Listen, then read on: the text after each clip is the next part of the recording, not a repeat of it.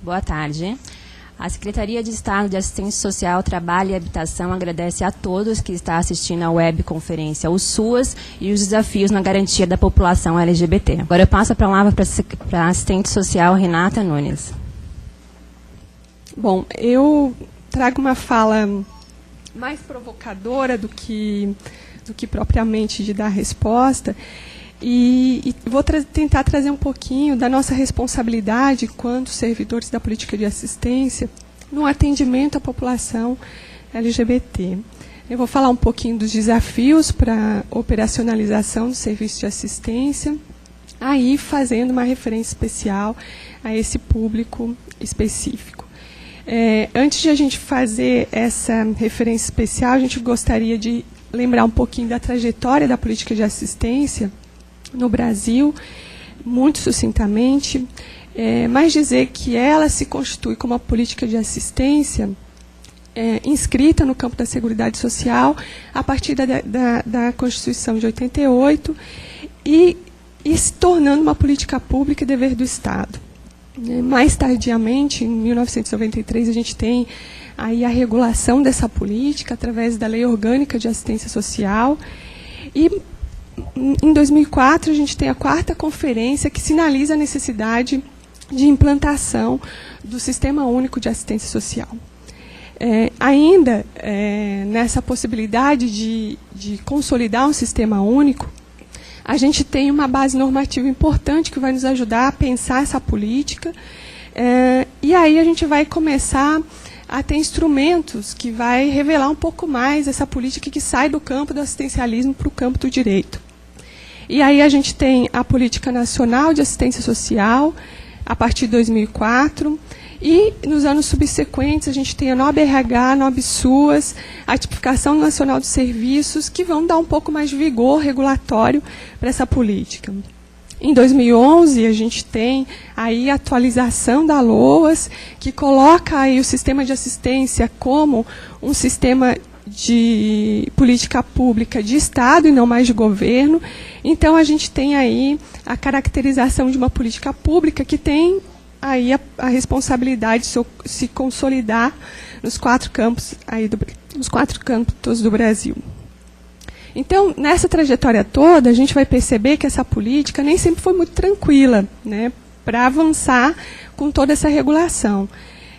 Aqui a gente teve posições, desejos, conflitos, que resultaram no desenho de um sistema que tem uma lógica própria, que tem uma dinâmica própria.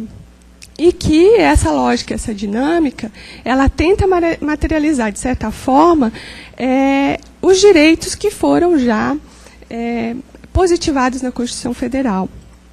Aí, então, nós temos essa normatização específica e, junto com ela, começa a se ofertar nos municípios de todo o país programas, benefícios e serviços, esses de forma mais hierarquizada, em diferentes níveis de proteção. Então, todo esse sistema, que com essa trajetória conflituante, mas ainda muito presente, vai revelar, de certa forma, um esforço da materialização dos direitos fundamentais já previsto na Constituição de 88. Sobretudo em relação ao atendimento às necessidades básicas que afetam a população. Principalmente uma parcela e um grupo da população que vivencia o drama da fome, do desemprego, da falta de acesso a outras políticas sociais, da violência e de suas diferentes dimensões. E nessa trajetória, embora a gente tenha percorrido até aí um capítulo importante, a gente vai perceber que os desafios ainda persistem, né? Sobretudo no que se refere ao acesso universal da população que venha precisar da política de assistência. Dentre esses grupos que precisam ser olhados de forma mais cuidadosa, a gente tem a população LGBT, né, que, de certa forma, precisam ser olhados nas suas diferenças. E que, infelizmente, ainda vivenciam o drama da violência, a invisibilidade, diferentes dimensões, nas suas diferentes dimensões, a dificuldade de acesso às políticas, de forma digna, e, inclusive, dentro da própria política de assistência social, ainda encontramos barreiras para o atendimento dessa população. Então, essa webconferência ela vem com o propósito de fazer provocações aos trabalhadores da assistência e os gestores no sentido do atendimento a essa população. Aí a gente vai perceber, por exemplo, que algumas perguntas precisam ser feitas, né? Entre elas, como reconhecemos a demanda da população LGBT em nossos serviços, no CRAS, no CREAS, nos serviços de acolhimento? Como acolhemos essas demandas de forma ética e responsável desde o momento em que o sujeito de direito ele acessa um serviço de assistência? Como contribuímos para o enfrentamento da violência que afetam cotidianamente essa população? Como realizamos encaminhamentos responsáveis de modo que não cause a revitimização? Como efetivamente contribuímos para o acesso ao direito? Ou será que reforçamos a violência e o preconceito por meio de nossa ação? Como acolhemos, por exemplo, um menino com identidade sexual feminina em um serviço de acolhimento que é segmentado por sexo? E como garantimos a proteção integral e a recuperação de sua autonomia? E ainda que esse sujeito se reconheça como sujeito de direito. Essas são questões que trabalhadores e gestores precisam pensar. E pensar no cotidiano da oferta desses serviços. Seja em serviços, programas, projetos ou até na oferta de benefícios. A população LGBT, em toda a diversidade que possa revelar, ela deve ser compreendida na sua e respeitada e acolhida nas suas diferenças, por gestores e por trabalhadores, por agentes que operam a política de assistência social. E aí a gente está falando desde dos vigilantes que trabalham conosco até os gestores. Evidentemente é necessário muita sensibilidade, né, para reconhecer a condição humana do outro e sua diferença, sobretudo. É necessário garantir a formação continuada e permanente, que é um desafio para todos nós da assistência, e a realização de espaços de discussão que contribua para a revisão de práticas e conceitos e concepções que muitas vezes reforçam preconceito e geram a violência dentro dos nossos próprios ambientes de trabalho. É necessário a permanente revisão dessas rotinas e práticas, de forma que a política de assistência ela se torne uma política estratégica, no sentido de que seja catalisadora de outros direitos sociais. E, nesse sentido, acho que um princípio ético fundamental é a equidade, né, que deve ser olhado com muito carinho por todos os trabalhadores e gestores da nossa política, que é o reconhecimento da igualdade de direitos nas diferenças. E é preciso, então, que a gente reconheça que os direitos de todas as pessoas e de todas as orientações sexuais, é preciso reconhecer a liberdade de vivenciar a sua orientação, devendo o Estado coibir a discriminação, a homofobia e promover, sem dúvida nenhuma, a cidadania do segmento LGBT. Nesse sentido, é preciso coibir as condutas profissionais que são discriminatórias e que, em virtude da orientação e expressão sexual, acabam perpetuando a violência. Então, a gente, para concluir a fala, a gente deixa aqui o desafio a todos os trabalhadores da assistência e gestores, e o desafio central é que esses defensores e trabalhadores da política de assistência social, esses defensores e trabalhadores de direitos, eles possam fazer uma escolha ética diferente da barbárie, que possam fazer com que criem possibilidades de construir uma praxis cotidiana que leve à garantia de direitos, efetivamente. Então, muito obrigada. Obrigada, Renata. Agora passamos a palavra para o Paulo Roberto, que é escrivão da Polícia Civil e militante na área. Bom, boa tarde a todos. Quero agradecer e parabenizar a equipe da Secretaria de Assistência Social e do Trabalho, né, por terem fomentado esse momento aqui, organizado e trazendo a tema no Estado todo essa questão que algumas pessoas já vêm batalhando e que nós precisamos desenvolver e precisamos avançar, né?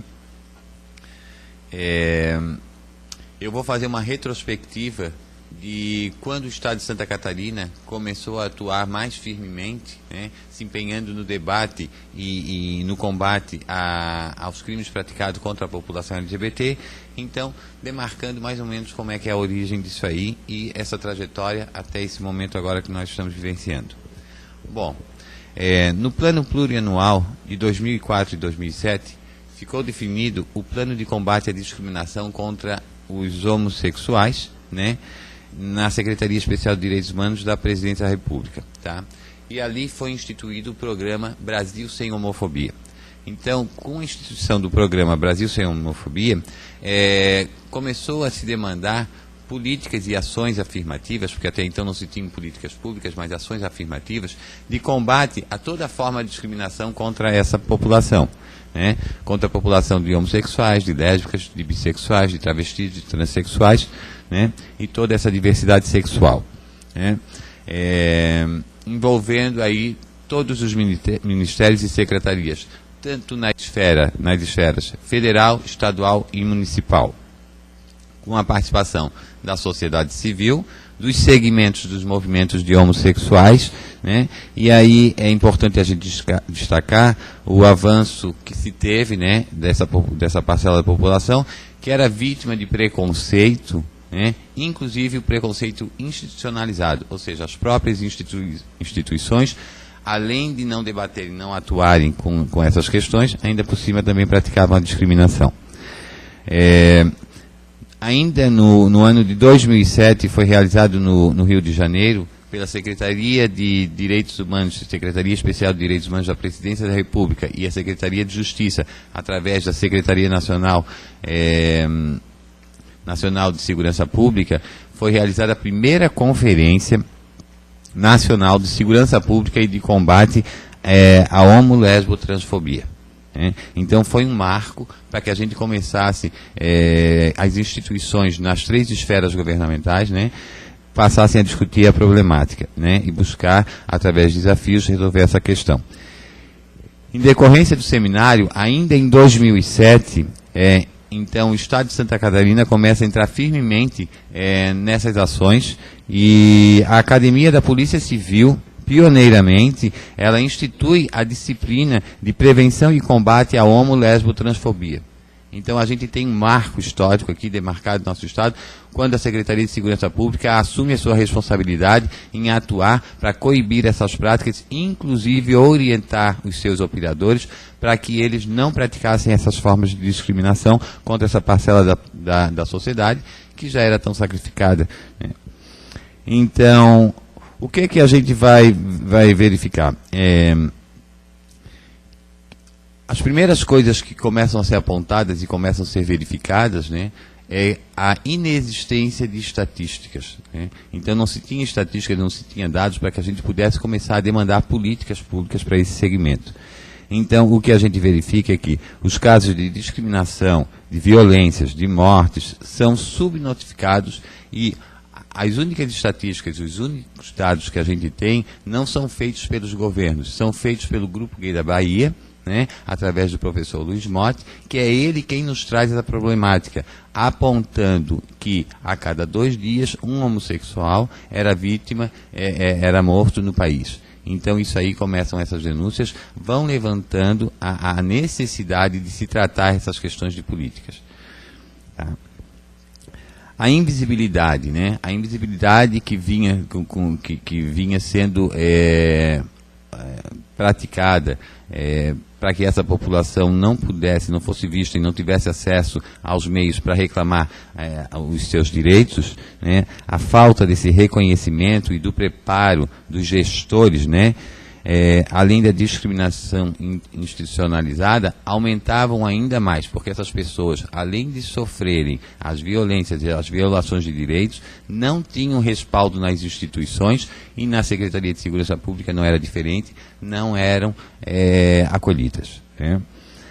A falta de política de segurança pública também para acolhida e apuração, bem como de pessoal qualificado e mecanismos para atender essa demanda, né, as apurações de crimes de conotação homofóbica começam a ficar evidenciadas. E é interessante quando na primeira conferência nacional a gente verifica que naquele primeiro momento a sociedade civil, né, de gays, lésbicas, bissexuais, travestis e transexuais, eles vêm reclamar uma postura efetiva da Secretaria de Segurança Pública, quando eles reclamam que a própria Secretaria de Segurança Pública, que deveria combater qualquer forma de discriminação, através dos seus operadores, é quem também pratica discriminação, é quem também viola direitos dessa população. E aí, esse marco desse enfrentamento, a solução é plausível porque se sensibiliza esses operadores para que eles passem a atuar procurando instituir políticas de proteção e de apuração a essa população, né? Verificou-se também, então, a necessidade de se instituir disciplinas, né, para preparar os operadores de segurança para respeitar e atender as demandas dessa população. Então, a gente tem... a gente verifica que os servidores públicos, no geral, e especificamente os operadores de segurança pública, eles precisam ter uma formação específica para saber lidar com essas questões e saber qual é a demanda dessa população para poder fazer o atendimento. E aí começa todo um pensamento em cima de políticas públicas que se fazem necessárias e que até então não se tem, né? Se verifica também a questão da proposta de criminalização da homofobia. O que é a criminalização da homofobia? É que esses atos precisam ser coibidos, precisam ser combatidos, porque o que se tem através de subnotificações é a verificação de que essa população é vítima nos seus próprios lares, é vítima nas ruas, é vítima nas próprias instituições. E é vítima o quê? É vítima de xingamentos, de injúrias, é vítima de agressões, é vitimada também através de práticas de lesões que são praticadas e até mesmo a morte, né?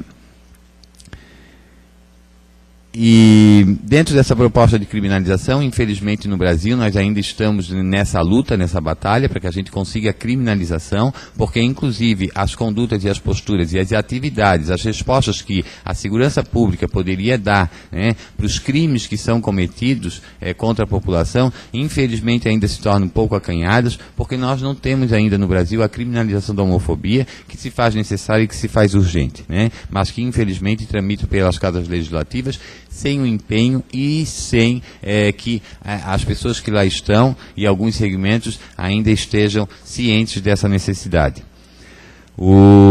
Também importante os mecanismos de atendimento, acolhida e proteção à população LGBT, porque a gente verifica que essa população, desprovida de tudo, ela não encontra um local onde ela possa formular as suas denúncias, e quando formula essas suas denúncias, ela precisa de ter o amparo e a acolhida. E aí, dessa maneira que a gente vai buscar o quê? Que a gente trabalhe em redes com a educação e, no caso aqui, com a assistência social, porque é a assistência social quem vai poder realmente dar esse amparo para essa população. Então, por isso, a necessidade que se faz premente do grande envolvimento entre Secretaria de Segurança Pública e assistência social.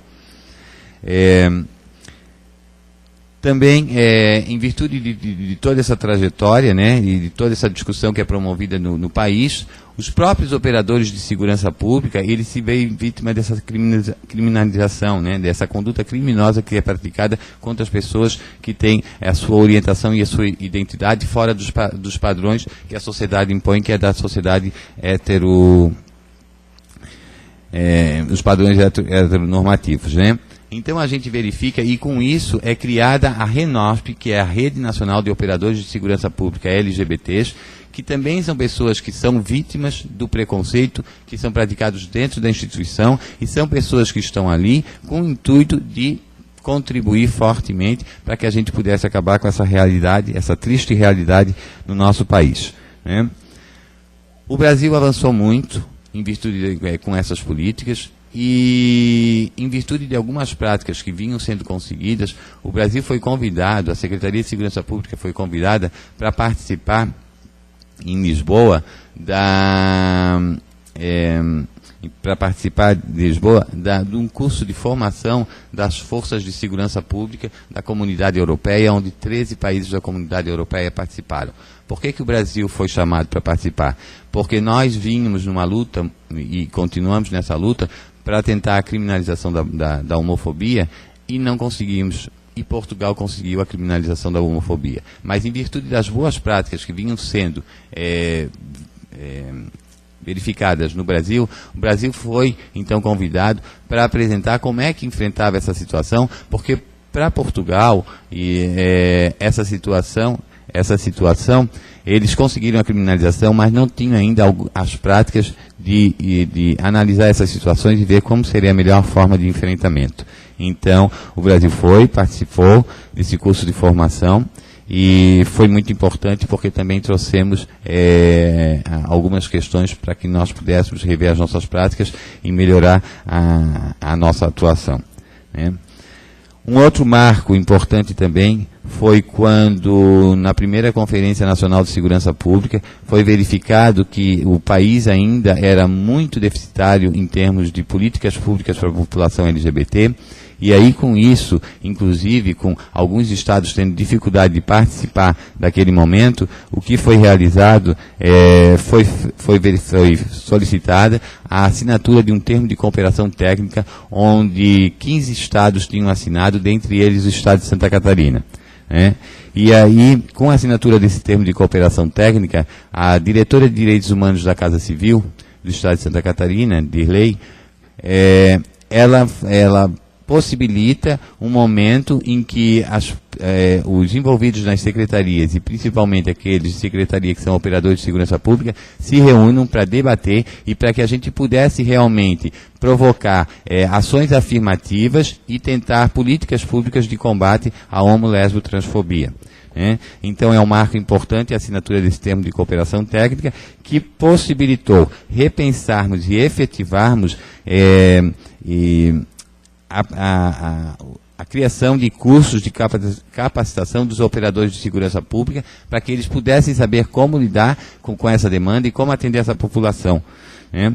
Também foi importante porque foi a partir disso aí que nos boletins de ocorrência da Polícia Civil nós conseguimos garantir um espaço onde o fato comunicado possa ser a homofobia, onde a orientação seja declarada e a pessoa vai dizer se é vítima ou não de homofobia.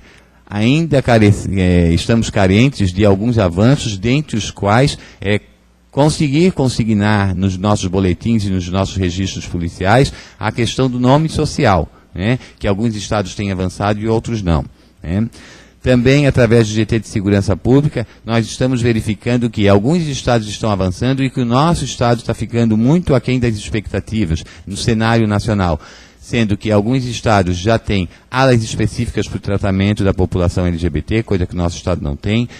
Já existem coordenadorias, o nosso estado não tem coordenadoria, não tem nem o conselho, nós estamos enfrentando uma dificuldade muito grande, que embora o governo do estado tenha sinalizado para que fosse criado o Conselho de Segurança LGBT, nós estamos encontrando uma dificuldade para aprovação dessa matéria na Assembleia Legislativa do Estado, né?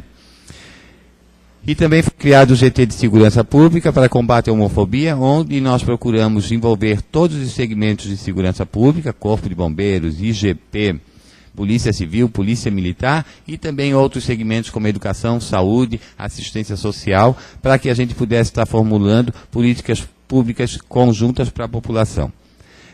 Também é importante a gente destacar que o Disque 100 módulo LGBT, que foi uma iniciativa do governo federal para que a gente pudesse começar a gerar estatísticas para verificar quais as demandas dessa população e como é que nós poderíamos melhor enfrentar essa problemática da convivência social. Então, através desse módulo LGBT, foi envolvido a Secretaria de Segurança Pública e foi verificado que a Secretaria de Assistência Social e do Trabalho tinha um papel fundamental. Então a Secretaria de Segurança Pública, ela recebe essas denúncias, ela faz uma análise, verifica o que é crime e o que não é crime e repassa à Secretaria de Assistência Social e do Trabalho para que então possa mobilizar os seus mecanismos para ir atender essa população e resolver e dirimir essas questões, né?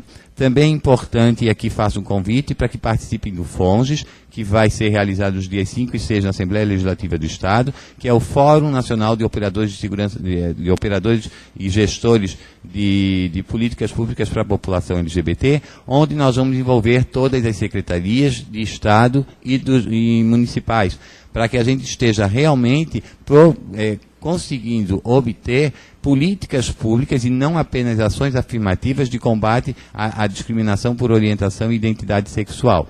E é importante a gente salientar que nós não dispomos ainda de políticas públicas, e são meras ações afirmativas, e que nós precisamos garantir o envolvimento de todas as secretarias de Estado e de município nesse evento, né? Porque nós não temos gestores de políticas públicas ainda no Estado, né? Finalizando, quero dizer que as estatísticas e políticas, né, de prevenção e combate a toda forma de discriminação da população de homossexuais, lésbicas, bissexuais, travestis, transexuais, transgêneros, é importante, e que as secretarias estão trabalhando em cima dessas estatísticas para que a gente possa direcionar quais políticas são necessárias, né? Importante que a gente amplie essa rede. E é muito importante esse momento de a gente estar aqui discutindo e debatendo esse tema, porque os serviços da rede de acolhimento e encaminhamento, elas são de suma importância que a Secretaria de Assistência Social assuma o seu papel e prepare os seus servidores para que eles saibam como atender essa população, como fazer o encaminhamento dessa população, que muitas vezes é vítima na sociedade e é vítima dos seus próprios lares. E a assistência social e do trabalho tem fundamental papel nessa participação em conjunto, nessa rede que deve se formar com todas as secretarias, mas, sem sombra de dúvidas, a Secretaria de Assistência Social é a que pode dar um impulso muito grande para que a gente possa dirimir essas dificuldades. Obrigado. Obrigada, Paulo. Agora quem vai falar é a Liros, que é a presidenta da AD. Boa tarde, eu quero agradecer o convite também, né, que me faz presente essa mesa.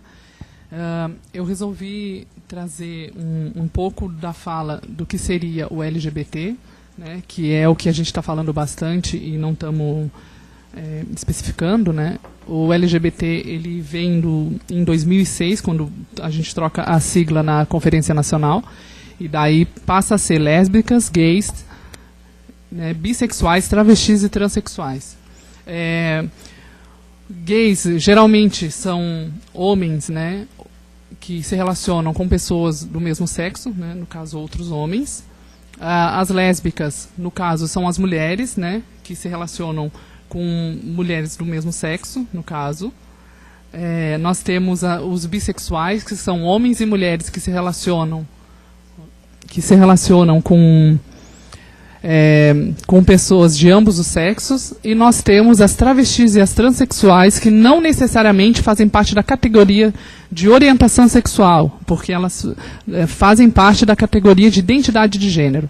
E é aí que pega um pouco o macete da nossa história. Porque quando a gente vai falar sobre questões de gênero, a primeira coisa que se questiona é sobre a formação. Se seria uma formação que vem da família, uma construção, ou se é algum desvio, ou algo que seria por esse viés, né?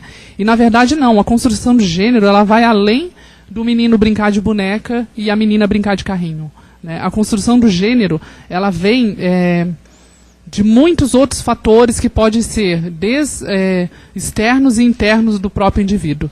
Então, não tem como querer vitimizar, às vezes, o indivíduo ou culpabilizar a família por haver, né, dentro da família homens e mulheres trans, né? O que a gente percebe bastante é um mal entender, até mesmo dos próprios usuários, não dos usuários no caso, né, mas do pessoal que acolhe ou que atende, que, em primeiro lugar, como já foi falado num dos trabalhos que eu li de uma assistente social de Florianópolis, que fala a respeito da vitimização da própria família, né? Ou seja, se você é de classe média ou de classe média baixa para baixo, né, você então já é uma pessoa vitimizada automaticamente, é uma pessoa que não conseguiu vencer a meritocracia. E é o que acontece com o segmento de homens e mulheres trans, né, mais especificamente no caso das mulheres trans, que elas são expulsas de casa muito cedo, e o único fator que acaba sendo, que pode acolher essas meninas, acaba sendo a prostituição, por ser o meio mais rápido de conseguir dinheiro para se manter, pelo menos, comendo, né? E longe, muito longe dessa vitimização que se passa por esse condicionamento social, porque você começa a atravessar pequenos problemas que começam na questão do nome. Você, muitas das vezes, não tem o direito de utilizar um nome a qual se identifica. Então, nessas questões, e também as questões de gênero, que elas afloram muito, porque muitas das vezes os homens e mulheres trans, eles não precisam se vestir de acordo com o seu gênero para se mostrarem mais do outro gênero. Ou, no caso, o menino, ele mesmo vestido de menino, ele ainda tem uma feminização, ele ainda tem todo um grau a mais que faz com que a sociedade também discrimine por esse fator, né? Então, uma das coisas que a gente sempre comenta é que, geralmente, a vida, para se assumir da mulher trans ou do menino trans, ele passa por duas etapas. Porque, primeiro, ele se assume como ou gay ou como lésbica, para depois ele se assumir para a família como menino ou menina trans, né? Ou seja, é um duplo preconceito que enfrenta da própria família. E essa dificuldade, ela é tão grande, e a dificuldade de chegar até os gestores e conseguir algum auxílio também ele é tão grande, porque você já não tem o apoio que muitas das vezes deveria ter, que era da família, né? Então, no momento que você vai até um gestor em busca de alguma assistência, de algum direito que ele, como cidadão de direito, tem, ele acaba passando, ou ela, no caso, acabam passando pelo constrangimento do nome, a pessoa de olhar e identificar de primeiro momento que o ser ou ele é do gênero feminino ou ele é do gênero masculino, mas mesmo assim, no momento que ele atém dos documentos, ele começa a tratar a pessoa ou por ele, né, no caso da menina trans. Então, a grande dificuldade também, ela passa por aí, que é a falta de conhecimento e a falta de estudo do que seria, né? E que o fato de haver dentro da família uma menina ou um menino trans, isso não significa que a família está passando por um momento ou por ela ser desestruturada ou coisa assim, porque não vai dar criação. Mas a gente consegue compreender que através de muito discurso que chega através de nós na própria instituição, ele vem através disso, né, de um fator de vitimização e violentação, né, de violência que o indivíduo que está tentando acessar algum serviço, ele começa a ter. Então, começa pela questão do nome, que é o básico dos básicos, que a gente ainda não consegue facilmente, porque, infelizmente, o nosso Estado ele acredita que ele é o que detém a identidade dos indivíduos, ou seja, você precisa de toda uma autorização, de toda uma luta, de toda uma... para provar que você tem o direito de ter um nome, né? E abre até a dúvida por que algumas famílias, né, até inclusive famílias bem populares, televisivas, vamos dizer assim, conseguem trocar seus nomes diretamente por várias e várias vezes, né? Então, eu deixo isso como uma questão. E dentro também desses fatores, desse tipo de violência, começa o acesso a... Muitas dessas meninas, por não se reconhecerem nos seus nomes, elas também não detêm dos seus documentos, né? Até um dos projetos que a gente tem institucionalmente, que é o projeto Força Tarefa, que dentro da instituição a gente tenta gratuitamente fazer a retificação de nome para homens e mulheres trans que tenham interesse na troca do seu nome por não se identificar pelo nome de registro. Ele surge porque em algumas das conversas dentro de um projeto, que era o projeto Vozes para a Transformação, uma das meninas coloca que ela estava fazendo uma limpeza na gaveta e ela enxergou vários documentos e ela não sabia de quem era, não identificava que eram os documentos dela e ela resolveu colocar fora. Então, mesmo que a gente tendo que ter a consciência de que a gente necessita da documentação para poder fazer a retificação de nome, muitas dessa população, principalmente de homens e mulheres trans, acabam tendo uma certa indiferença com a documentação por não se reconhecerem da mesma forma. Assim como a gente tem muitas meninas trans de uma idade avançada que não reconhecem ou não se lembram mais do nome de registro, né, que abstraem de uma maneira que não faz mais parte. Então, o que se busca aí, né? Outra questão também que se fala é por que a pessoa não está na escola. Ora, se você tem a mesma dificuldade de acesso na rua, no emprego, porque quando você chega para fazer uma entrevista de emprego, muitas das vezes você consegue passar em todas as etapas, e o que mais dificulta é a etapa da documentação. E isso acontece em várias empresas, né? Inclusive a gente tem vários relatos de meninas que passam nas primeiras sessões de emprego, e quando vai entregar a documentação, o que acontece? O empregador ele não aceita a diferença de gênero.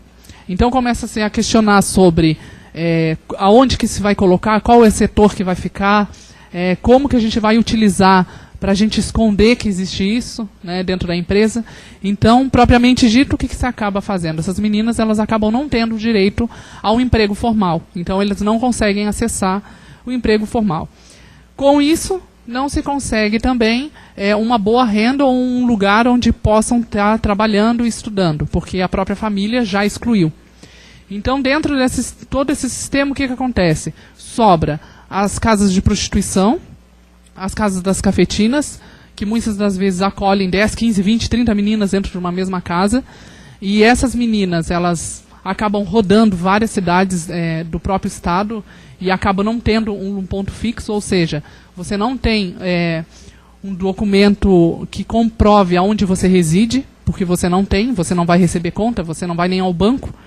Então, esses acessos, eles ficam completamente inviáveis por causa do nosso sistema burocrático, que ele não auxilia e não acolhe as meninas da forma com que deveria ser.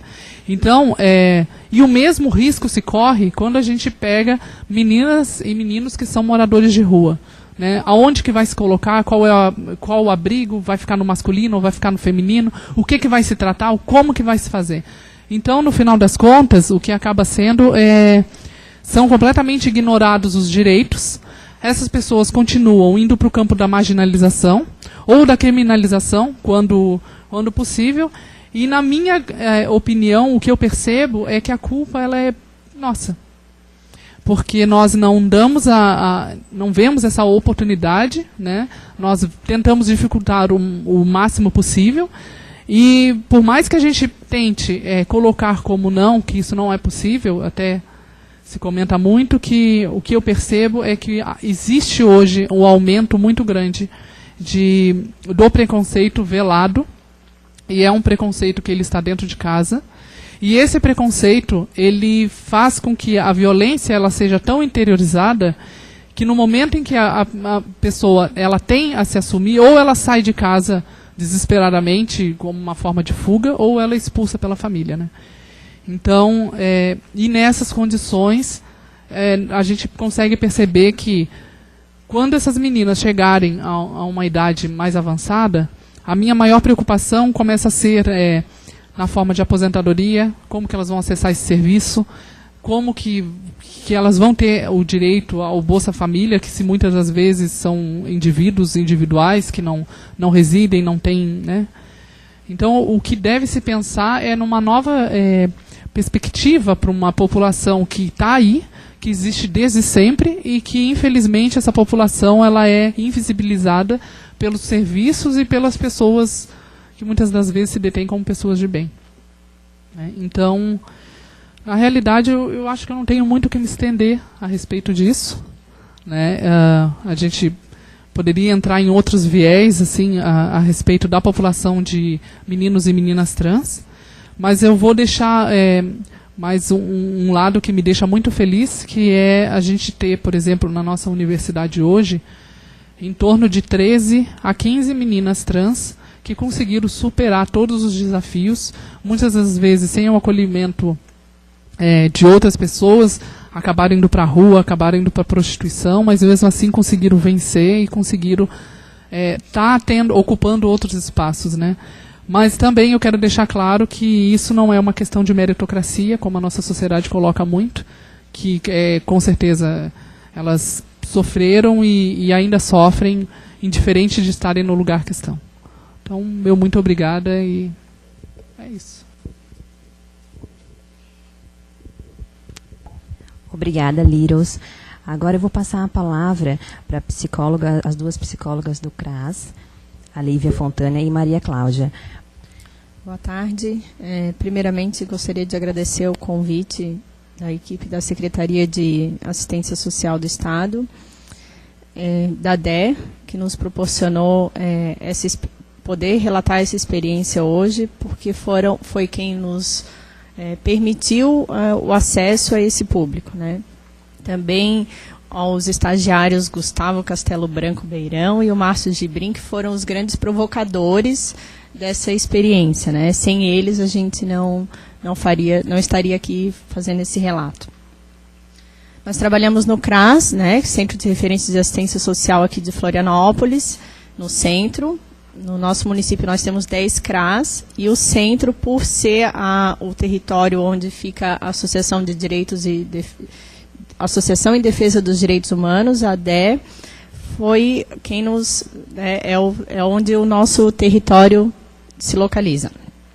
O Gustavo e o Márcio, que são os estagiários de psicologia que atuaram com a gente o ano passado, trouxeram para a gente essa provocação de por que esse público não acessava o CRAS, né? Nem por demanda espontânea, nem por busca ativa, porque durante aquele tempo em que eles estavam ali, eles nunca viram ninguém dessa população.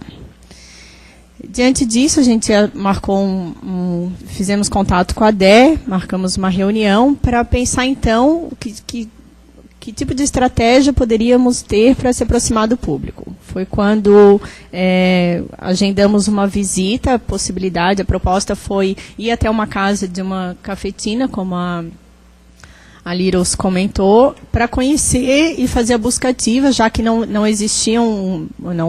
era possível, como as famílias do Bolsa Família, a gente ir na residência de cada uma, né?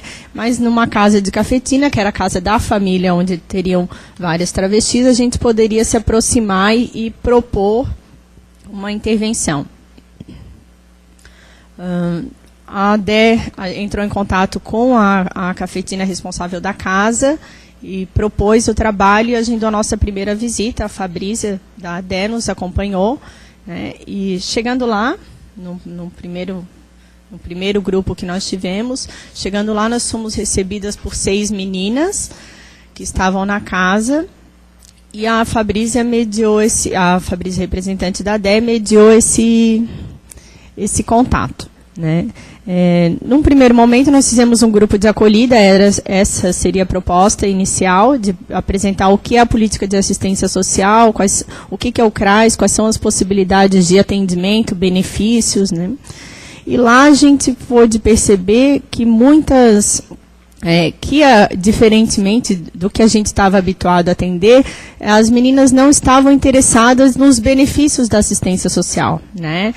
Não seria esse a grande dificuldade de vida delas, mas sim documentação, como a Liros comentou, a falta que isso tudo gerou que as deixa fora da sociedade, né, marginalizadas, porque elas não tendo documentação, não têm conta em banco, não têm inscrição no INSS, não conseguem contribuir para a Previdência Social e uma série de outras questões, né? Então, a grande questão que apareceu lá de cidadania foi realmente a questão da documentação. Outras questões foram faladas, como essa rotatividade de cidades, né? O certificado de reservista, isso foi muito importante, foi o que mais apareceu, porque para fazer a carteira de trabalho e título de eleitor, precisa ter o certificado de reservista, né? De alistamento militar.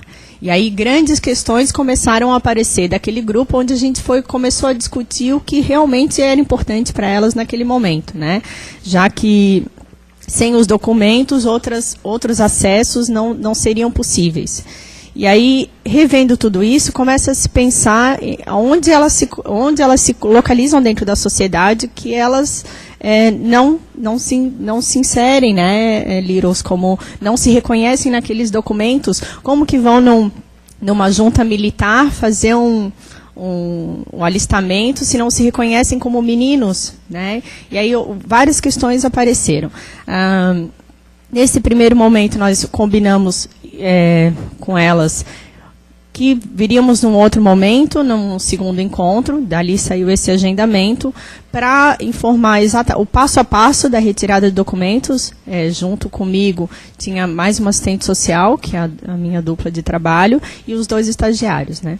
E no segundo momento também trouxemos o advogado da DE para tirar as dúvidas quanto às questões do INSS, né? Porque quando a gente começa a pensar nelas na sociedade, de que forma elas se inserem, e pensar no futuro, já que a família a relação de parentesco é aquela que se estabeleceu naquela casa, naquele momento, quem vai cuidar de mim amanhã, né? E o que vai aparecer quando eu não puder mais trabalhar como profissional do sexo, já que naquela casa todas exerciam essa profissão.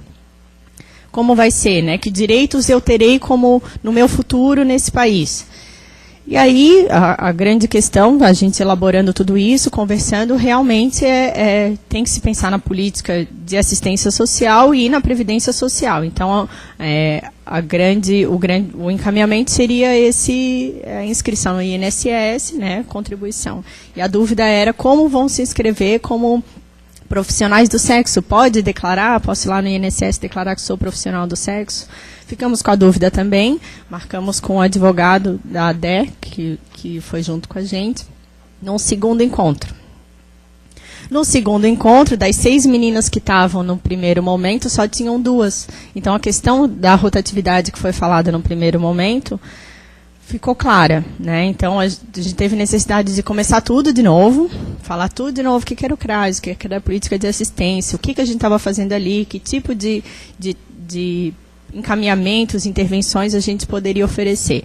Desde o início colocamos o endereço do CRAS, as possibilidades de atendimento, do pai, em acompanhamento familiar, cadastro único, tudo à disposição. Mas desse grupo em especial nós não recebemos nenhuma demanda espontânea, assim, nenhuma procura.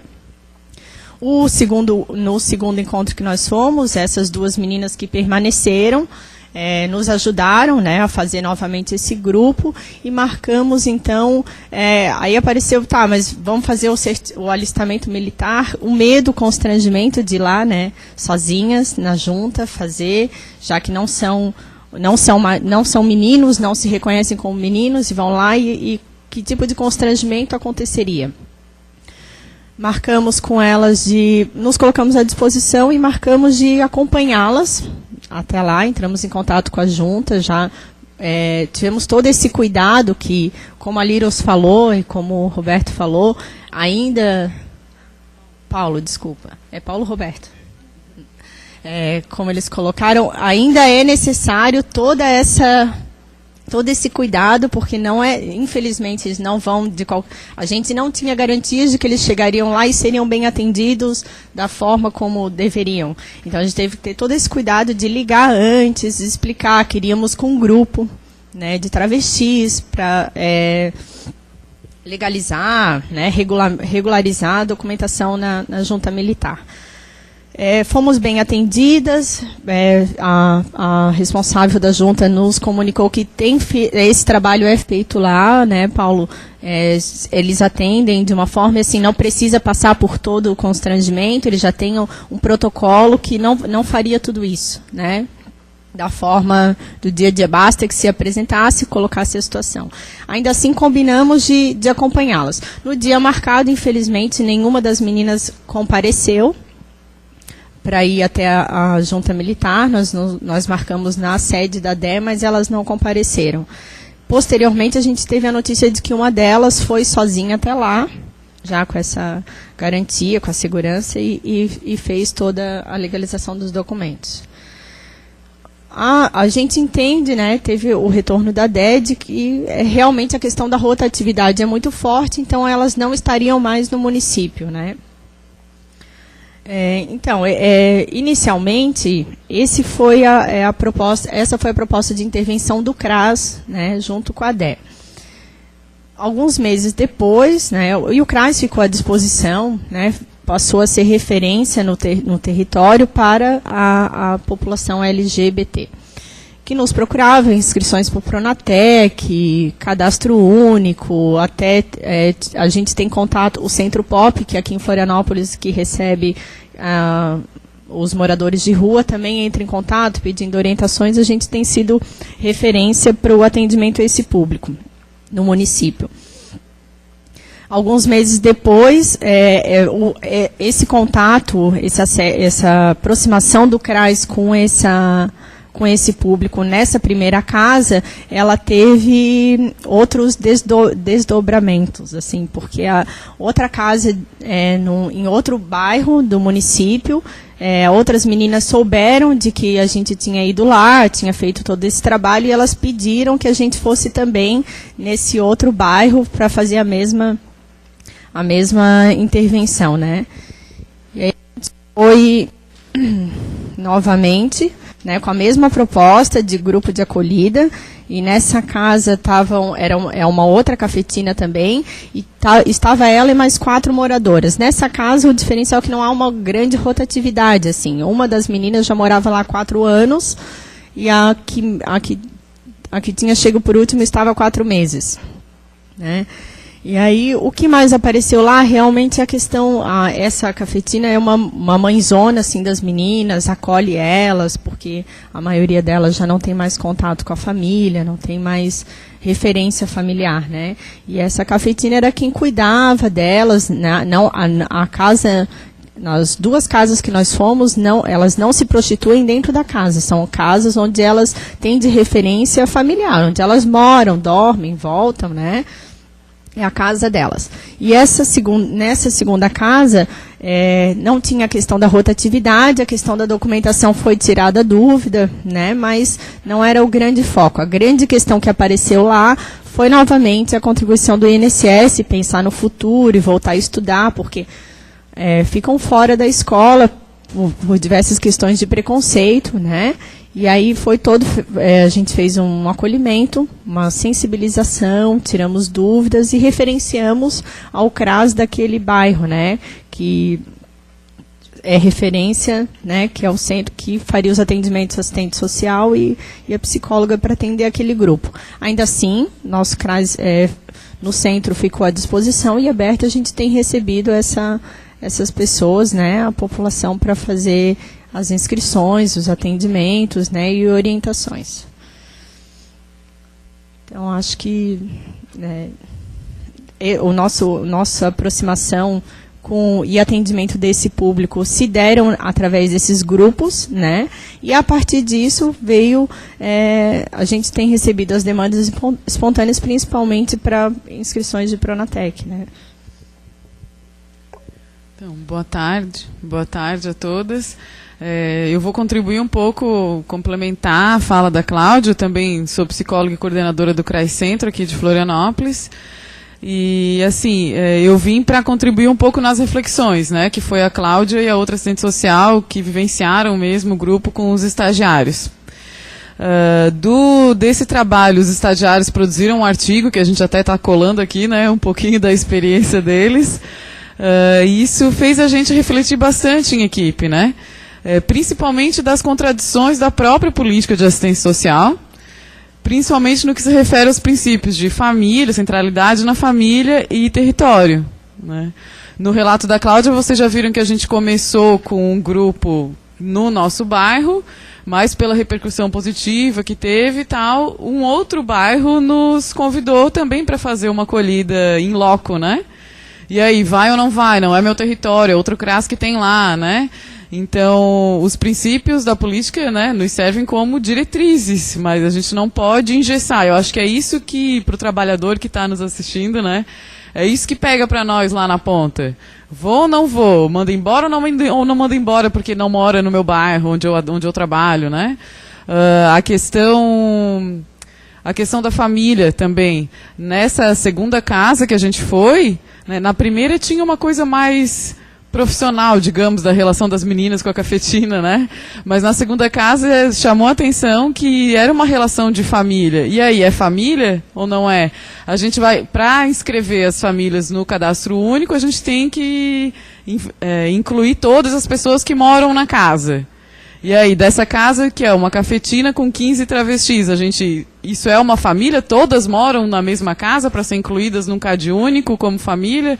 Ou o CAD único é feito, né, no nome da pessoa, como um indivíduo, né? Um pouco o que a Liros já vem trazendo, assim. Então, a gente passou isso na prática, né? Teve algumas repercussões da nossa acolhida lá, que foi, então, espontaneamente, elas ainda não chegaram no CRAS, né, Cláudia? De elas virem espontaneamente. Elas vêm acompanhadas da DE. Então, elas ainda acessam a associação de referência delas, que é a DE, e a DE agenda conosco, né, e leva elas até lá para fazer inscrição dos cursos do Pronatec, que a gente já recebeu, para encaminhar para acesso ao benefício de prestação continuada. Não era para travesti, mas era para o companheiro dela, né? Que inclusive o companheiro dela é usuário de um CAPS, mas no CAPS não se encaminhava, então uma travesti que era de outro bairro veio até nós, porque então, naturalmente, tem pessoas que concordam ou não, mas naturalmente o CRAS Centro ficou como referência, né? Pelo menos para a ADE e para as travestis que acessam a ADE, né? Então elas vão lá, independente do bairro que morem, né? E porque é nosso dever como trabalhador garantir a acolhida, né?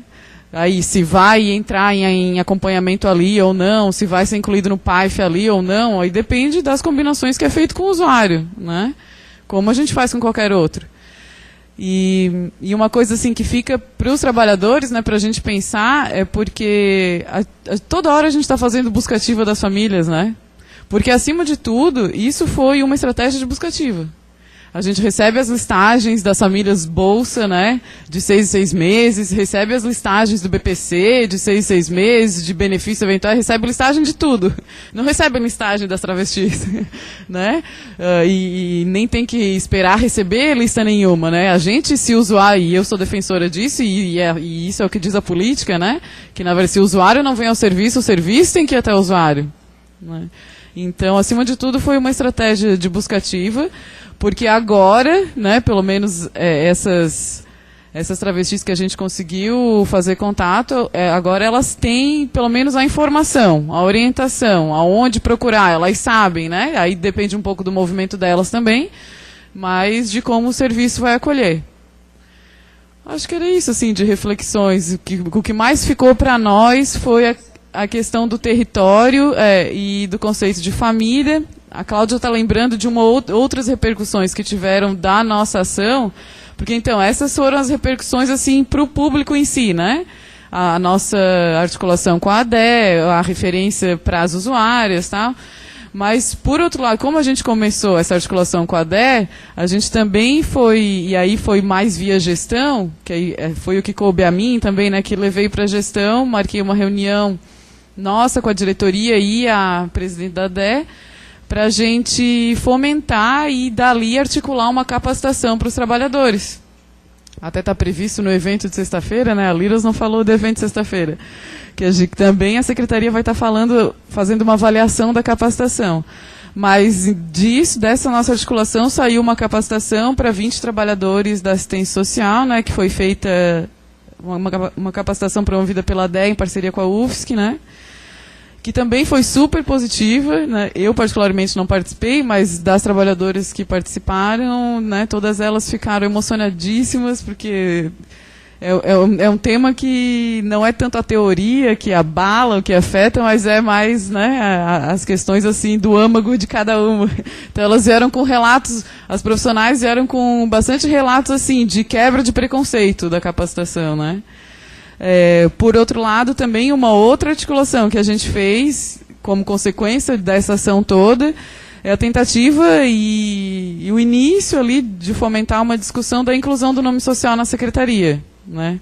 Isso está em andamento, a gente precisa da força do movimento social também, né?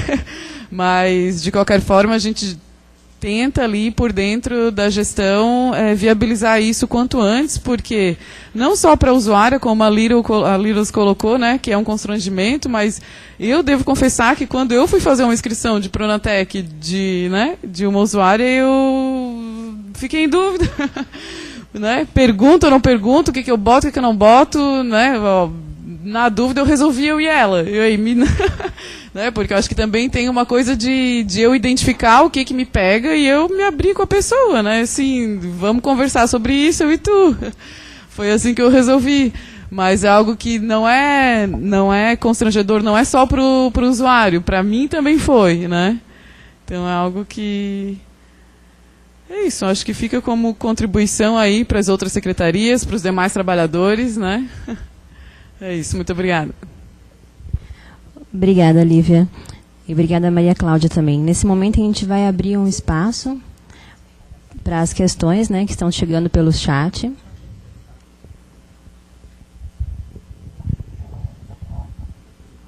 Aqui nós temos algumas questões já trazidas por alguns municípios.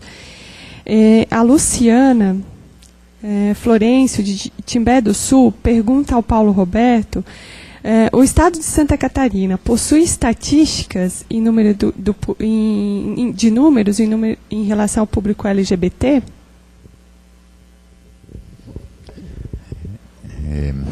Agradeço a pergunta e informo que nós não dispomos de estatística.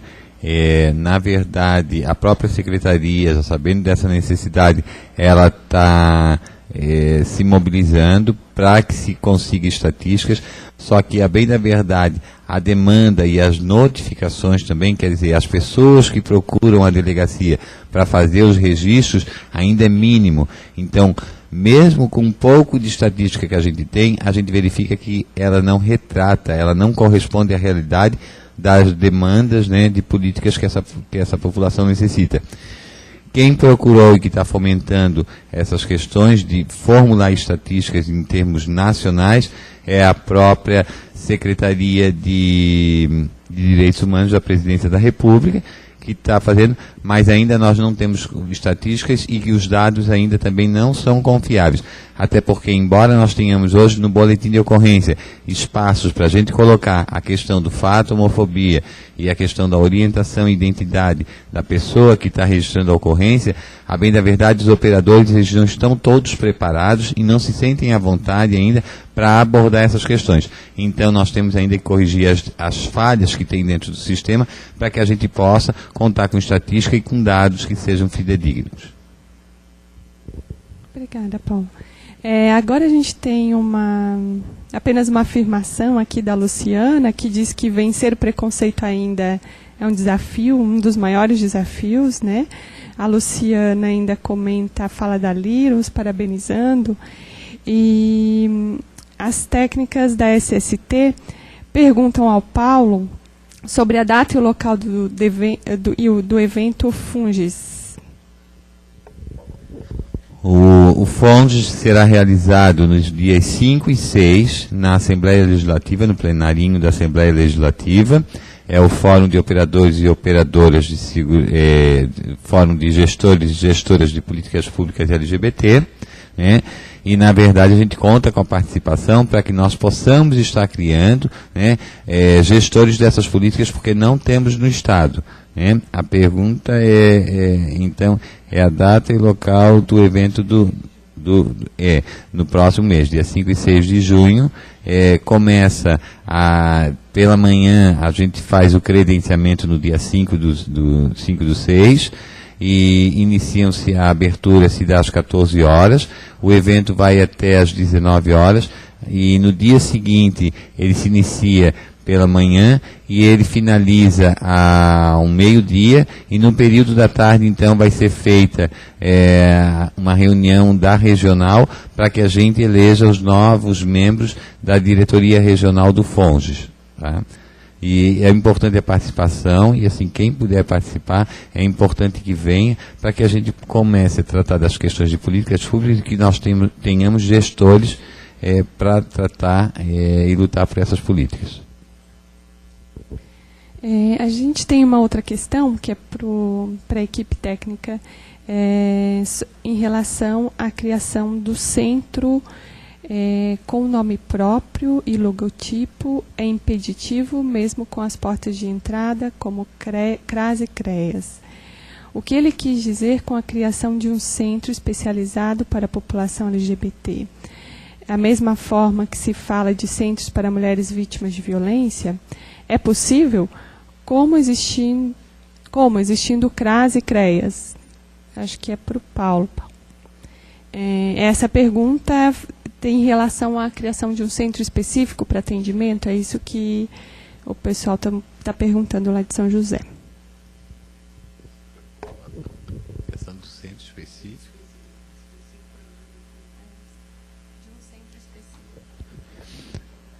O que a gente tem abordado nas conferências, né, estaduais, municipais e nacionais LGBT é que, na verdade, nós não queremos segmentar nenhum atendimento para essa população. Inclusive, uma das críticas que se fez foi justamente quando se falava na criação de delegacias especializadas para atender a população. O entendimento é o seguinte: em se tratando de contribuinte, ele tem que ter o acesso a qualquer lugar, e todos os operadores, quer sejam de segurança pública ou funcionários públicos municipais da rede municipal, estadual e federal, eles devem estar preparados e devem estar sensibilizados para atender essa população. Não é o que se encontra, não é o que se percebe. Muito pelo contrário. Muitas vezes, quando se procura esses atendimentos públicos, as pessoas são mais uma vez vitimizadas e elas são desencorajadas, né? Como é o caso, por exemplo, quando nós tivemos um caso de uma transexual feminina aqui em Florianópolis, e que nós tivemos que fazer toda uma trajetória de sensibilização dos operadores para que eles atendessem, recepcionassem, encaminhassem, e inclusive no judiciário não foi diferente, de sensibilizar a própria distribuição do fórum para receber e fazer a correta distribuição daquela demanda, daquela denúncia, daquele crime que tinha sido cometido e que deveria ser apurado. Então, nós ainda encontramos essa dificuldade. E no CRAS e no CREAS não diferente. Quando nós chegamos que essa pessoa precisava de uma acolhida, que não tinha como voltar para o seu lar, porque era no lar que ela sofria agressão, então as pessoas que atendiam ali no CREAS não sabiam como fazer o encaminhamento, a acolhida, e essa pessoa não tinha nem onde permanecer. Então, quer dizer, nós encontramos essas dificuldades, por isso que o diálogo tem que ser constante, nós temos que dirimir essas dúvidas e essas problemáticas dialogando, né, trabalhando em conjunto, em rede, para que a gente forme. Agora, o que a população, o que a gente tem tirado das conferências é o seguinte: nós não queremos criar um segmento ou como se fosse uma população ou uma sociedade separada do restante. Então, essa questão de se criar, então, delegacia especializada ou centro especializado, não. Nós temos que entender que fazem parte da comunidade, da sociedade, vivemos todos em conjunto, temos que viver e dialogar harmonicamente. Então, não é criando guetos que se vai resolver as questões, muito pelo contrário, é sensibilizando, aceitando e tornando as políticas públicas políticas de inserção dessa população e de acesso. Então, a criação de guetos, de segmentos ou de políticas só especializadas para essa população, não. Nós precisamos das políticas que contemplem também que a população LGBT num todo seja incluída. Obrigada, Paulo.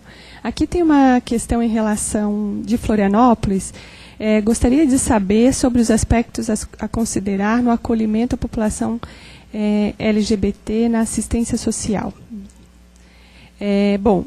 Foi direcionada para mim essa questão. Eu vou falar especificamente em relação ao serviço de acolhimento, que é, às vezes, um dos que encontram maior nó para receber e acolher a população LGBT.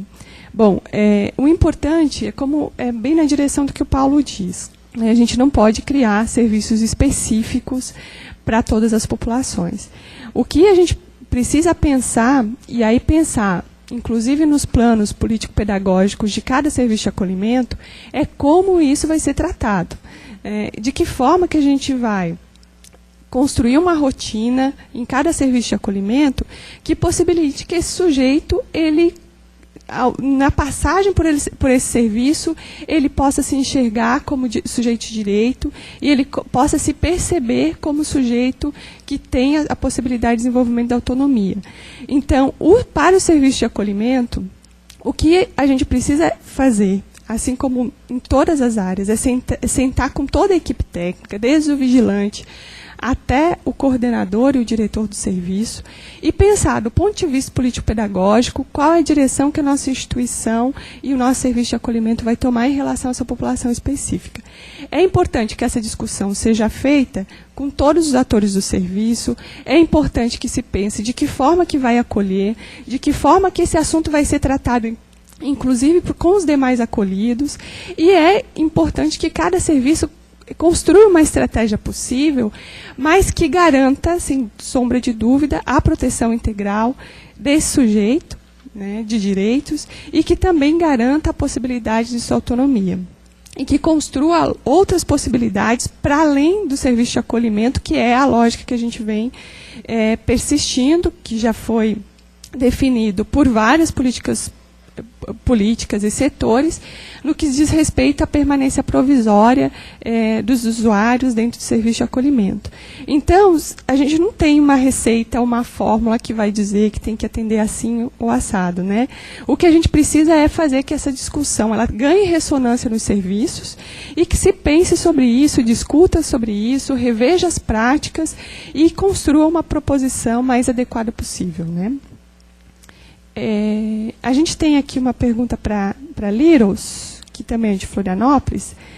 A AD tem números em relação à violência contra a população LGBT? Quem mais pratica a violência contra essa população? Quero agradecer a pergunta.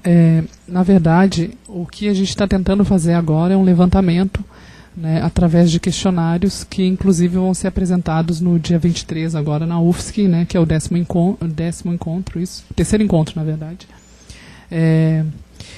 O que a gente fez? A gente conseguiu fazer um levantamento de 100 questionários de meninos e meninas trans, 100 questionários de lésbicas e 100 questionários de gays, né? E nisso a gente tenta ver uma melhor forma para a gente conseguir agir dentro do município. E do Estado, né, de preferência. Mas essas pesquisas elas eram internas, né, ela só do município. Na verdade, quando a gente vai começar a falar sobre estatística, é uma coisa muito difícil, porque, como mesmo o Paulo estava dizendo, não há como a gente ter a certeza desses dados, por causa que a própria pessoa que recebe, né, na hora de fazer um cadastro ou algo do tipo, ele já não coloca. Tanto é que a gente tem pesquisas assim que são incrivelmente assustadoras dentro da rede de saúde de Florianópolis, que abordava psicólogos, que a gente questionava quantos usuários gays, né, LGBT no caso, eles atendiam. E muitos que trabalhavam em postos de saúde, muitos não, né, praticamente todos disseram que não atendiam essa população, que essa população não chegava até eles, né. Então, tu pode me recordar a segunda...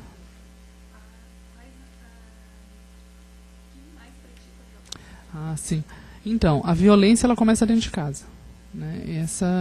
Na verdade, uma das coisas que mais me chama a atenção é porque a violência ela começa a ser criada dentro da escola ou na rua, que é quando a família ela simplesmente se cega, né, relativamente aos filhos ou ao quem eles cuidam e acabam deixando que outras pessoas da rua os identifiquem, né, no caso, e acabam fazendo com que sofram violência. O triste da população LGBT é que, diferente da população negra, quando uma pessoa sofre discriminação e ela é negra na escola, ela pode correr para os braços dos pais e falar a respeito, né? E já a população LGBT ela não faz isso. Ela interioriza isso de uma maneira que não tem como, né? Porque ela não se abre, ela não se fala, e muitas das vezes o que acontece é dos próprios da LGBT, eles também não se identificarem como gays por eles ainda não entenderem o que são, né? Porque existe isso também. Existem fatos que a gente conhece de pessoas que vão se descobrir depois dos 30, 40, 50 e por aí vai. Mas a violência, a que mais nos preocupa mesmo, é a de dentro de casa. Porque é aquela que vai tirar a oportunidade da pessoa continuar no ambiente escolar ou continuar no seio familiar que possa dar uma estrutura para que ela possa trabalhar. Essa é a nossa maior preocupação. Porque no momento que a família não acolhe, qualquer outra pessoa que estiver na rua vai acolher. Né? E nem sempre pode ser uma cafetina mãezona. Né? E uma das coisas que a gente fala muito, que eu até abordei sobre as viagens, né, que essas meninas fazem, um dos fatos que fazem com que elas saiam bastante, que tenham uma grande rotatividade, é quando a própria cafetina ela começa a perceber que essas meninas começam a se enraizar e começam a poder se tornar sujeitos de direito. Então essas cafetinas mesmo fazem a própria rotatividade para que os lucros delas se mantenham e elas não percam essas meninas, né? E, na verdade, você acaba criando sujeitos que não têm identidade nem mesmo do território que vivem, né? Porque 3 meses estão numa cidade, 3 meses estão na outra. Então, quando vão pedir ajuda para quem? Não vão pedir ajuda para ninguém. Né? Se sofrem violência na rua, voltam para casa. Se voltam para casa sem dinheiro, ainda podem sofrer violência da cafetina. Então, né, é esse condicionamento que a gente acaba colocando para essa população. Né? Principalmente, especificamente, eu falando da população de meninas e meninos trans.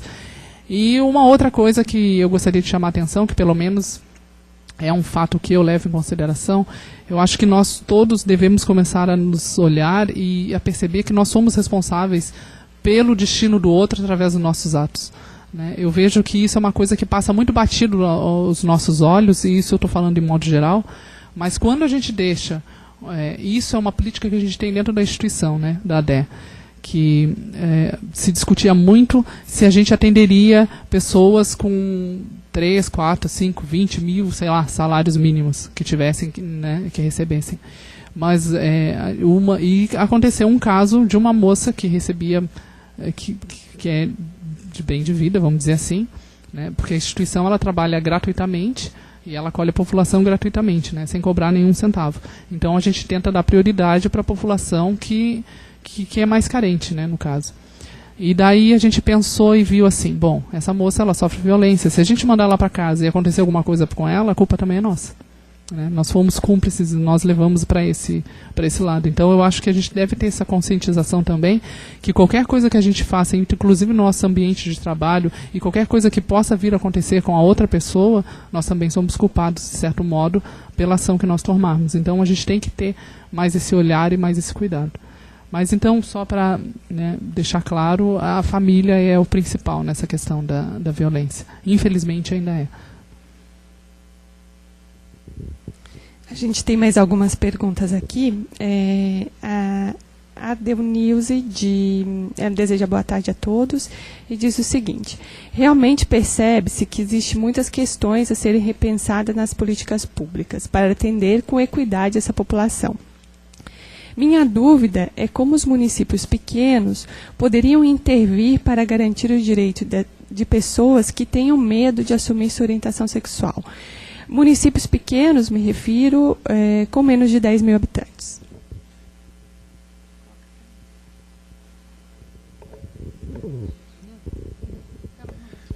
Tá. Com referência à Secretaria de Segurança Pública, quer dizer, o nosso trabalho justamente é de que nós pensamos em capacitar todos os operadores de segurança pública para que eles possam ter condições de fazer um atendimento satisfatório a essa população. Então, por isso que, em termos de segurança pública, né, e de justiça e cidadania, justamente é o que se pensa, né? É que em qualquer lugar, qualquer operador, qualquer servidor público, ele tenha condições de atender essa população. Por isso, nós somos contra a criação de delegacias ou centros especializados, porque dificultam, né, que essas pessoas, que essa população tenha acesso a essas políticas públicas, né, a esses direitos. Então, o nosso objetivo é justamente preparar todos os nossos servidores para que eles, onde quer que estejam, eles possam possa ser garantido esse serviço, esse acesso à população. Agora, em havendo alguma dificuldade, nós temos justamente os outros canais que seriam o Disque 100, Móvel LGBT e outros, as próprias ouvidorias, que poderiam estar encaminhando, e aí se a pessoa ou não tem condições, o município não dispõe, não faça o atendimento, ou de repente ela não se sinta à vontade de fazer a denúncia ou procurar o serviço naquele local, então que ele possa se orientar, e aí uma equipe vai ser mobilizada, porque as ouvidorias, elas também dialogam e elas também vão estar tentando resolver essas questões. E é importante que a sociedade diga também o que necessita, que é para que justamente as pessoas que estão tratando dessas políticas públicas e os nossos gestores possam fazer as políticas de acordo com a necessidade da população. Essa pergunta me fez pensar porque, num primeiro momento, sempre vem como que atende se não tem abrigo, né? Se não tem serviço de acolhimento, como que atende se não tem CREAS, como que atende se não tem equipamentos de média e alta complexidade para situações de violência e violação de direitos. Mas, representando aqui a proteção básica, queria lembrar que a proteção básica tem uma responsabilidade de atendimento não só para esse público, mas para todo cidadão que mora no seu território, né? Que é de desenvolver a potencialidade, né? De inserir na comunidade, de desenvolver o potencial da comunidade e de todos os seus cidadãos, né? Então é isso, a gente sempre pensa no fim, né, do ciclo, digamos assim, né? Na violência que tem, óbvio que não tem que ser negada, mas e as ações preventivas para se evitar essa violência, né? Porque, e aí por isso acho que a importância de a gente trazer o nosso relato aqui, porque elas estão no nosso território, e cadê que a gente não vê, né? A gente sobe o morro todo dia, a gente está no centro todo dia, e cadê que a gente não vê? Em algum lugar elas estão, né? E aí o CRAS e a Proteção Básica têm um dever em tornar isso visível, né? De chamá-las, sempre na lógica da acolhida, óbvio, né? E de chamá-las para usufruir dos direitos e acessar os direitos que elas têm. É isso.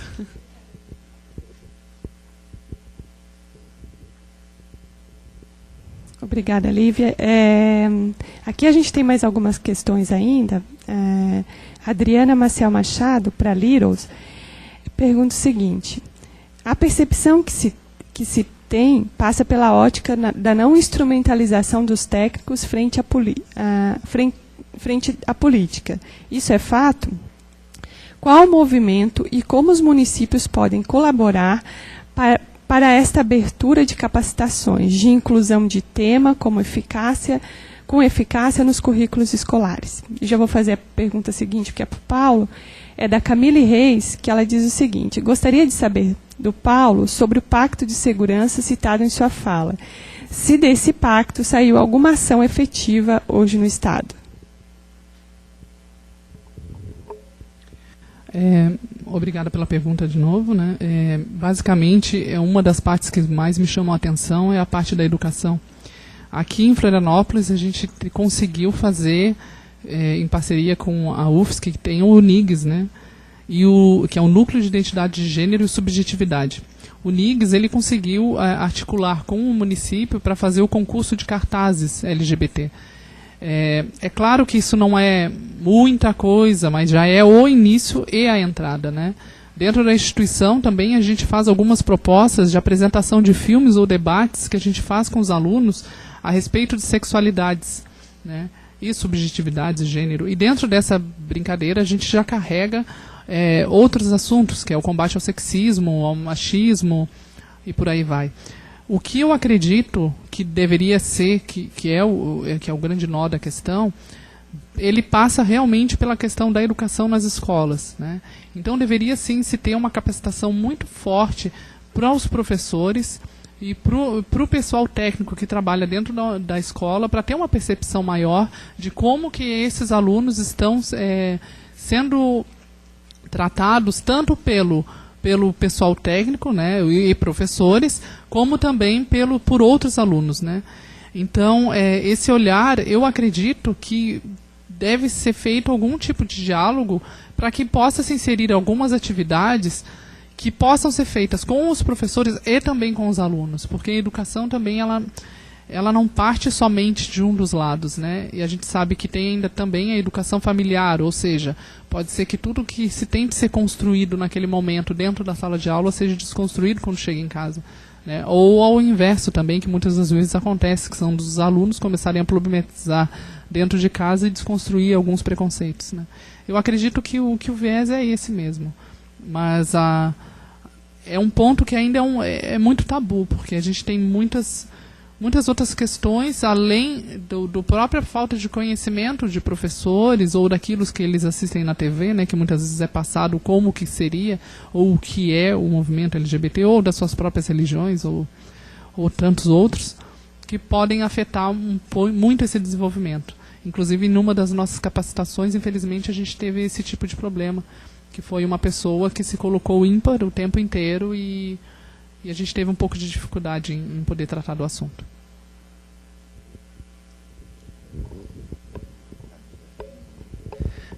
Respondendo ali a Camila Reis, na verdade, assim, existe hoje uma propaganda do Pacto por Santa Catarina, que é uma coisa do governo estadual. E existe, sim, o Pacto Federativo, que obriga que os estados da federação, eles coadunem, ou seja, eles atuem em conjunto para as políticas que elas sejam únicas, né, universalizadas, né, no país.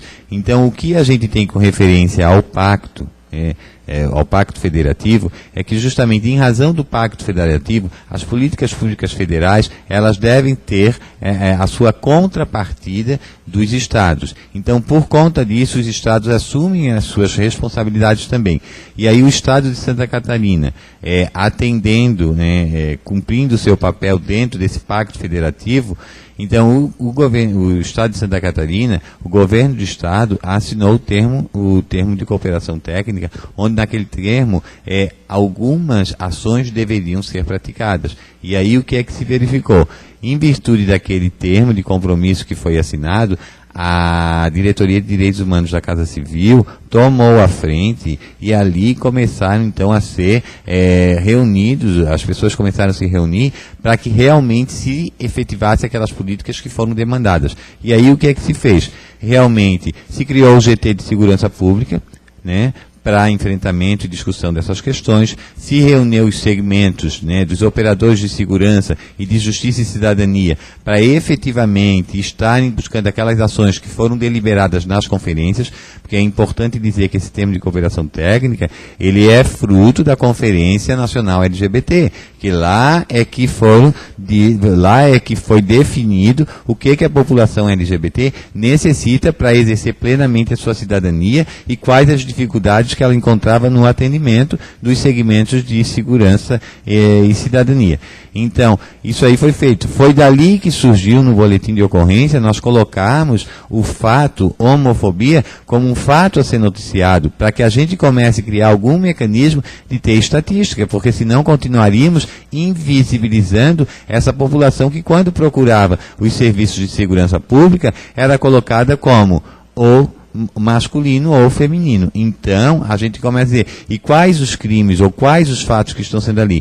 Então, é importante que desse termo de cooperação técnica, que é proveniente desse pacto federativo, que algumas ações foram implementadas. Não se avançou em algumas outras. Por quê? Porque nós precisamos efetivamente de políticas públicas de Estado e não de políticas públicas de governo, que aí, mudando os governos, a gente fica à mercê da vontade dos novos dirigentes. Então, essa é a nossa preocupação, que a gente tenha políticas públicas de Estado efetivas, né, para que a gente possa, então, estar construindo uma sociedade de respeito e não que momentaneamente atenda a uma demanda ou em virtude de um reclame da população.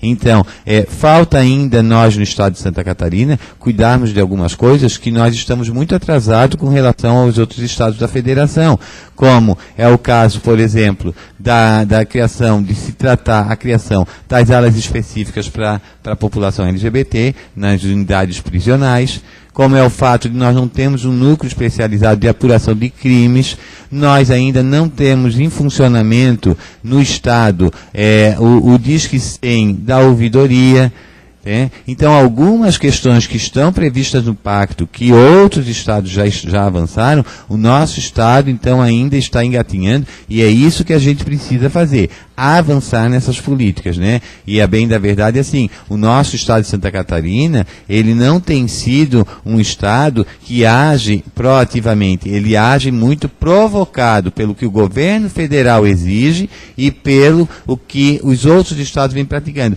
Então, é importante que o nosso estado, ele também consiga assumir a vanguarda de algumas questões, porque o nosso estado, ele está simplesmente replicando muito tardiamente o que já vem sendo praticado em outros estados. Obrigada, Paulo. Aqui a gente tem uma pergunta também do Alisson, da Gered de Itajaí, que pergunta o seguinte: pelo que eu sei, está em curso a nova proposta curricular de Santa Catarina. Alguém saberia dizer se existe grupos programados para discutir o que tem em comento? Caso não exista, penso que seja oportuno que se crie. Não sei se a Liros e o Paulo têm essa informação. Agora, no FONGES, vão participar todos os segmentos do governo do Estado. Então, Secretaria de Educação, Secretaria. E justamente o que a gente verifica é que há a necessidade dessa interação. E o que a gente tem de notícia e de conhecimento, assim, com os nossos parceiros na Secretaria de Educação, é que justamente essas questões já estão sendo vistas, estão sendo analisadas para que sejam contempladas, E só complementando mais uma coisa que eu esqueci de dizer, é que justamente nessas políticas aí que a gente está buscando, a ADE tem sido a nossa grande parceira, inclusive porque algumas demandas que nós tínhamos da própria conferência e que nós, por exemplo, deveríamos proporcionar a capacitação dos servidores públicos, nós não conseguimos por incentivo e por iniciativa do próprio Estado. Mas a ADE, por meio de um convênio, de um projeto que ela conseguiu junto à Senasp, então federal, é que aí foi feita uma capacitação e uma sensibilização. Aí nós tivemos dos operadores de assistência social, dos operadores de segurança pública, justiça e cidadania, dos operadores da área de saúde e da área de educação. Então, por conta dessa parceria, então, o que a gente verifica é a falta dessas políticas públicas, porque o que nós temos são pessoas que militam dentro das suas instituições, mas que está faltando esse respaldo das instituições. E com referência à pergunta que foi formulada, na Secretaria de Educação também está sendo fomentada, e o FONGES vai ser um momento muito importante para que a gente esteja criando e fomentando também a criação e essa necessidade. Obrigada, Paulo. A gente tem mais as duas últimas perguntas,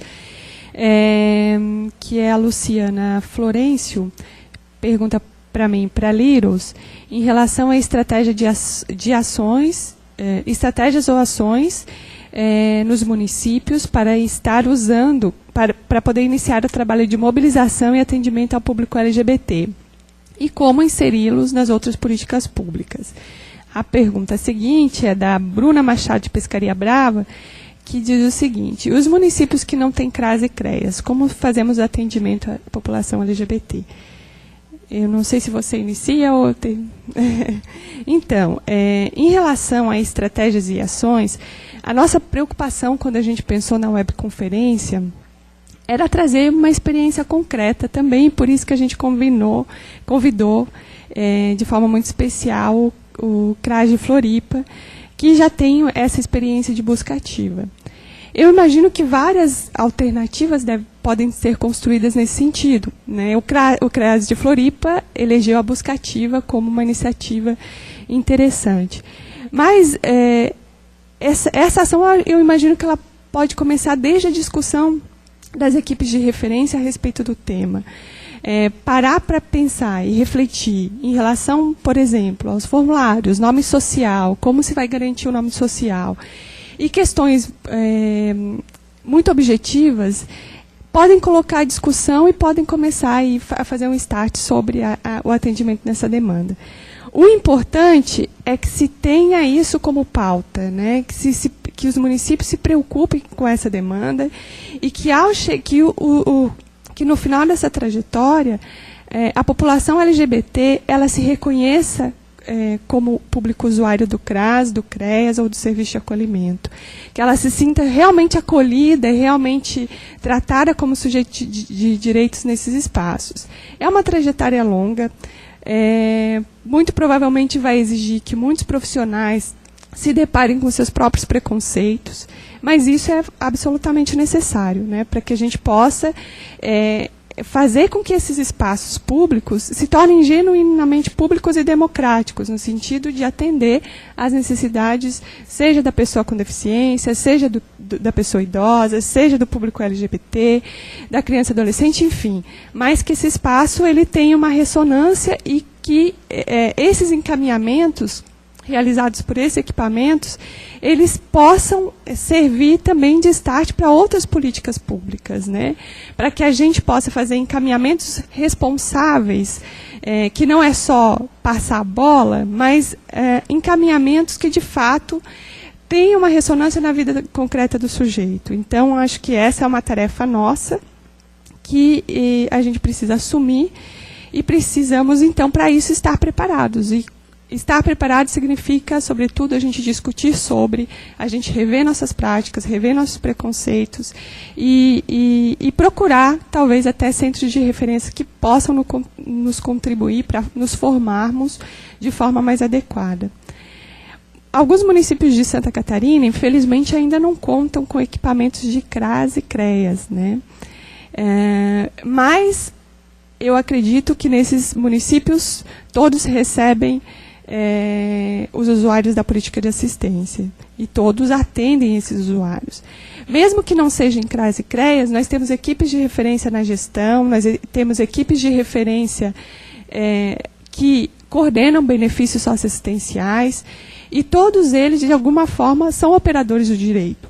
Então, esses profissionais eles precisam, evidentemente, estar muito preparados, discutir com a gestão, com os gestores e com as equipes técnicas, de que forma que esse atendimento vai ser feito de forma adequada, ética e responsável. Eu acho que é isso. Liros, por favor.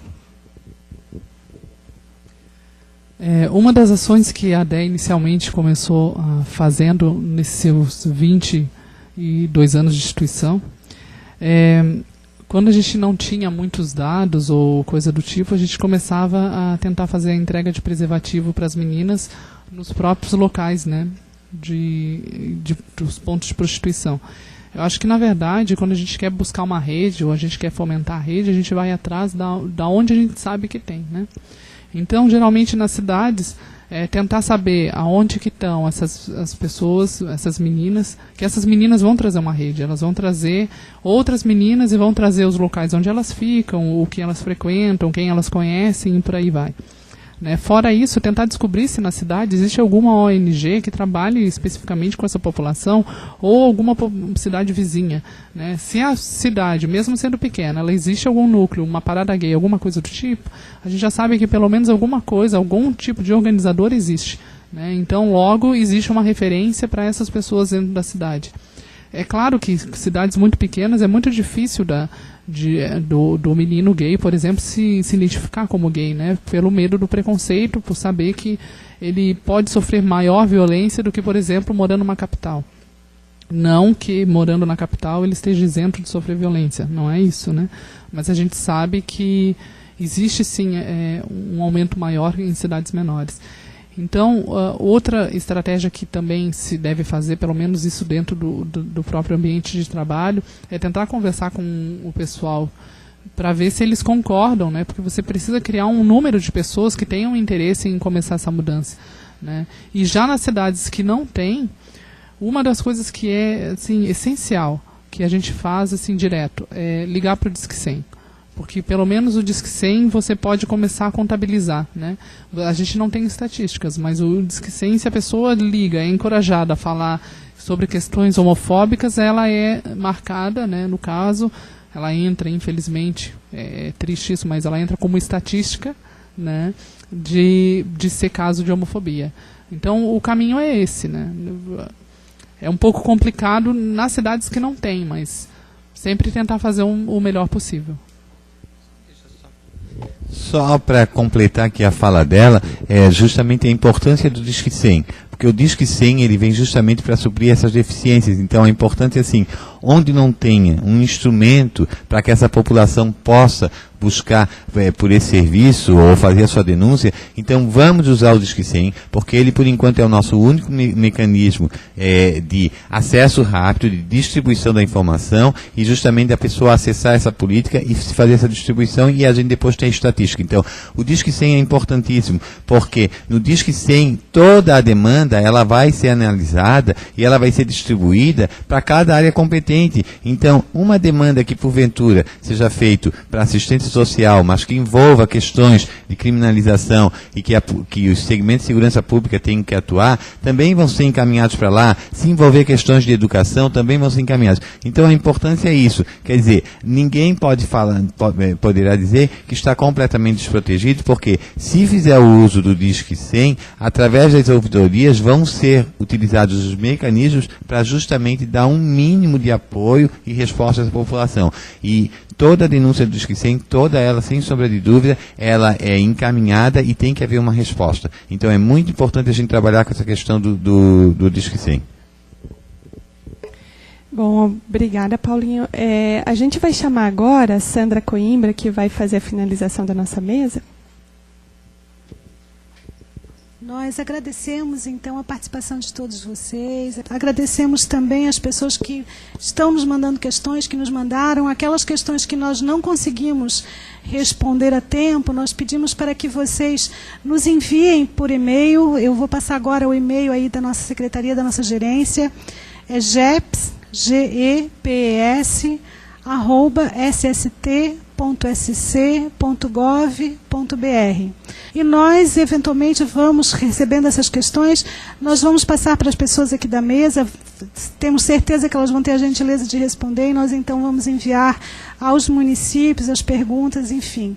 À medida que os municípios, os trabalhadores do SUAS, do Estado, sentirem dificuldades, nós estamos à disposição, na medida que conseguirmos ajudar, inclusive no atendimento, né, no sentido de orientar esse atendimento, nós estamos na Secretaria exatamente para isso. Então, para encerrar esse encontro, nós pedimos então a Simone, que é a nossa diretora de assistência social da Secretaria, para fazer o encerramento. Encerramento bem breve, na verdade, parabenizar a mesa pela brilhante tarde de debate, de instigar-nos a estarmos cada vez mais conversando sobre a temática LGBT, reforçar e dizer o quanto que nos preocupa, enquanto Secretaria de Estado, nós não termos ainda algumas ações pautadas, como dizia o Paulo, de todos que participaram da mesa. Nós precisamos realmente avançar em algumas questões e nós queremos também colocar a Secretaria à disposição. As dúvidas que foram trazidas, elas nos remotam o quanto que nós precisamos realmente sentar, articular. Algumas questões a gente não vai resolver de início, porém nós precisamos dar o start. Eu acho que a mesa, a diversidade, tem militância, tem técnicos comprometidos, tem uma rede de suporte que muitas vezes precisa ser fomentada na nossa localidade, e aí as perguntas, né, como começar um trabalho onde não tem CRAS, não tem CREAS, tem a ver também com essa possibilidade de nós começarmos envolvendo outros atores. Nós nos colocamos à disposição enquanto Secretaria de Estado. É importante que nós façamos uso desses momentos, desses espaços de deliberação, de discussão, para que a gente fortaleça a rede. Existe um processo, a assistência ela é processual, nós estamos na construção ainda nesse marco, porém algumas questões a gente já pode dizer que a gente precisa avançar e acelerar um pouquinho mais. E eu acho que isso nós podemos verificar bastante na colocação da mesa. Nós agradecemos em especial então a Cláudia, a Lívia, servidoras da Prefeitura de Florianópolis, que compartilharam conosco da tarde, a Liros, que traz essa referência na abordagem do usuário e na militância, o Paulo Roberto e a Renata, também da Secretaria de Estado da Assistência. Obrigada mais uma vez.